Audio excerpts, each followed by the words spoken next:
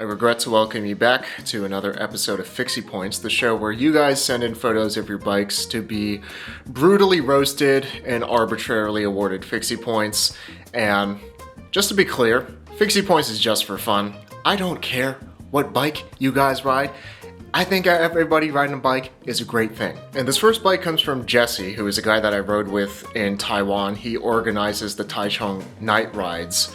And I'm sorry, Jesse, but I'm about to slaughter your bike. Roasting mashes are the easiest because everybody builds them the same. Mash builds are like snowflakes.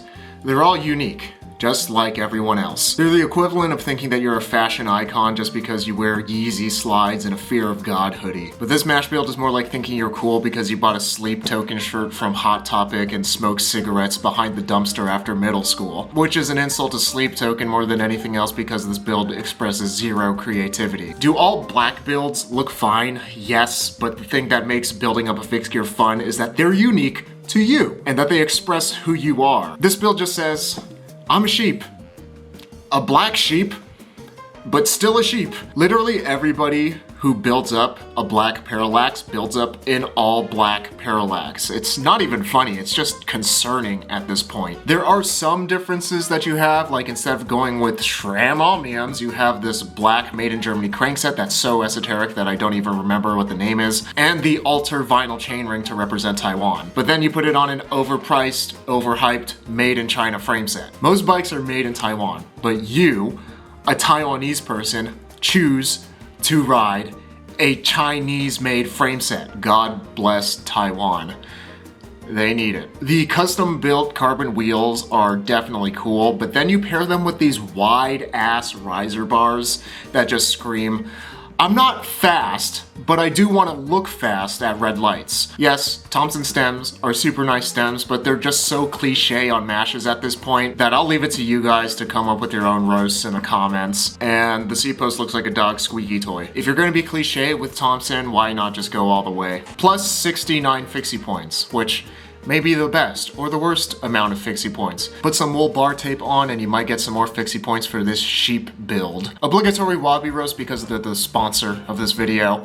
This is Oba's upgrade from an Aventon Matero, and it's a big upgrade from Aventon because Wobby won't sell you a bike with a giant dent in it. I find it really impressive when people can build bikes that look worse than the stock bike. It may be an upgrade for you, but it's a downgrade for Wobby. The Aventon stem on the Wobby is straight sacrilegious because Wobby and Aventon are in completely different leagues. Wobby has been making high quality steel fixed gear since 2009, and Aventon makes exactly 0 fixed gear bikes now, and they only make e-bikes. Were Fixies just a cash grab for Aventon? I'll let you decide. The fact that your stem is black while all your spacers and headset are silver only draws more attention to your bike co-op parts bin looking stem. At least your crusty sunburned seat post has the same vibe to it. Plus 52 Fixie points. If you want to see Wobbies that are built better than this one, go check out a stock Wobby classic at WabiCycles.com. This bike is a conversion, which is gonna dock off some Fixie points for sure. Pun definitely intended. Your fenders look like they're afraid of catching COVID from your tires, and I think your rear reflector would benefit from being just a little bit bigger, as evidenced by the fishing rod holder, beer bottle fender sticker, copious amounts of boats, and overall lack of care of spending money on this very practical bike. This feels like a build for someone who collects social security checks like Pokemon cards. I like this bike. It's unique, it has a purpose, and you can see that thought and creativity went into it. Conversions don't get a lot of Fixie points because they're not track specific enough for the streets that all of us ride on, but conversions are great if you want a beater on a budget. This bike might be from the 70s or 80s and it's still being ridden, and it shows exactly why steel is real. Like, would you ride 40 or 50-year-old carbon fiber?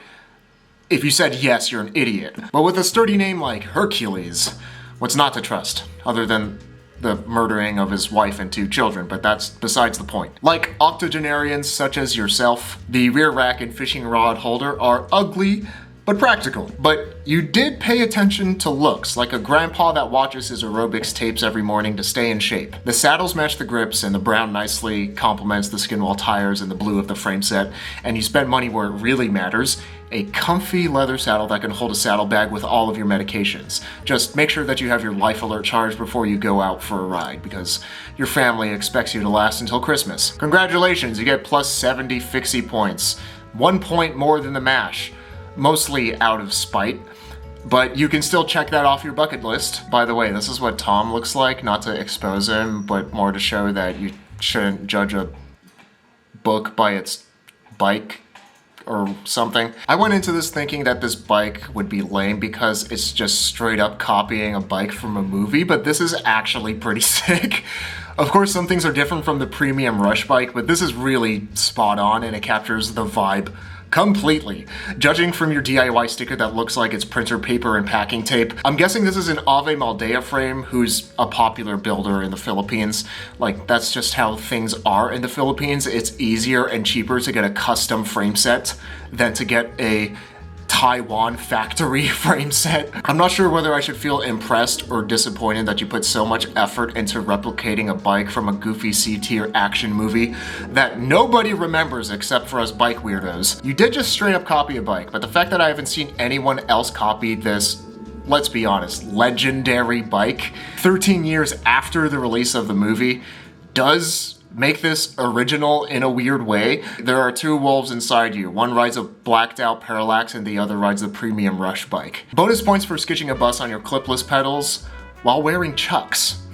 Plus 97 Fixie points. And also shout out to Recta043, Fix Gear Crew in the Philippines. What's up? You know that I'm a huge fan of NJS bikes, and while I think full NJS builds are cool, they can get samey, and that's kind of the point of NJS. All the racers ride similar bikes so that it levels the playing field, and all the hipsters can easily see who spent the most money on their bike.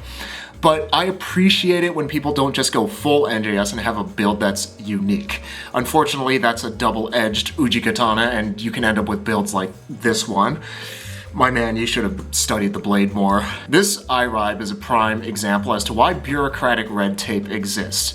It's there to protect people from doing stupid things like running an e-brake on your stem. It's clear that you put more thought into your brake setup than the rest of your build. Even if you put some quirky purple cable ends on your bike, you didn't drill your fork for a brake, and you put your brake on a less accessible position to give you the feeling of riding brakeless without actually having to commit to anything, you still put a brake on a bike that was designed to never have a brake. Maybe you wouldn't need a brake if you ran a gear ratio lower than the 49/14 that you have on there. You ever think about that, tough guy? Or did you min-max your real-life RPG points into brawn and none into brain? Unless you're running a tri-spoke or similar, for just straight up unapologetic Fixie points, carbon wheels on NJS bikes are just gross. The whole point of NJS bikes is that they stick to mastering generations of tradition. Carbon rim brakes suck because brakes generate heat, and heat delaminates the carbon fiber, and delaminated carbon fiber means cracking your head on the road. So your wheels suck at giving you Fixie points, and they also suck at being wheels. But none of this matters if you don't actually ride your bike like most NJS owners, and judging from your night photos with no lights on your bike, you don't. There's no visible dents on the frame set, but your parts are so scuffed that even NJS Export would be ashamed to sell them. Running a Nitto Jaguar stem tall at the minimum insertion mark gives the same energy as the guys that drive big trucks with truck nuts, overcompensating and not fooling anybody. Just run a Nitto Pearl at that point, or are you afraid that your fragile manhood is at stake by running something that's feminine? And take the tag off of your saddle. It makes it look like you ran out of money and had to steal a saddle from a bike shop. With your build, you're trying to enter tournaments with black belts when you're still wiping the floor of the dojo, plus 49 Fixie points.